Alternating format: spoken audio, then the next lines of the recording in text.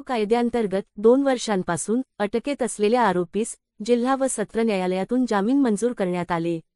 एका 4 वर्षीय अल्पवयीन पीडितेवर तिच्या राहत्या घरी लैंगिक अत्याचार केल्याप्रकरणी यातील आरोपी राहुल चंद्रकांत कोळी, राहणार होनसाठ, तालुका उत्तर सोलापूर, जिल्हा सोलापूर याच्याविरुद्ध सोलापूर तालुका पोलीस स्टेशन अंतर्गत गुन्हे क्रमांक 882/2022 नुसार भारतीय दंड संहिता 1860 चे कलम 376(2) व 377 आणि बालकांचे लैंगिक अपराधांपासून संरक्षण अधिनियम 2012 चे कलम 4(ब)(6) आणि 8 अन्वये दिनांक 20/10/2022 रोजी गुन्हा दाखल करण्यात आला होता।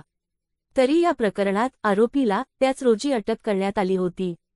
सदरची फिर्याद पीडितेच्या आईने दाखल केली होती। आरोपी राहुल कोळी याने अल्पवयीन पीडितेला विश्वासात घेऊन तिच्यावर दुष्कर्म केले असल्याची पीडितेने तिच्या आईकडे तोंडी तक्रार केली होती।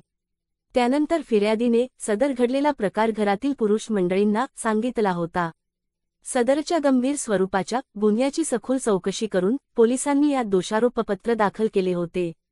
सदर प्रकरणात आरोपी राहुल कोळी याने आपला जामीन अर्ज मेहरबान जिल्हा व सत्र न्यायालय सोलापूर येथे दाखल केला होता।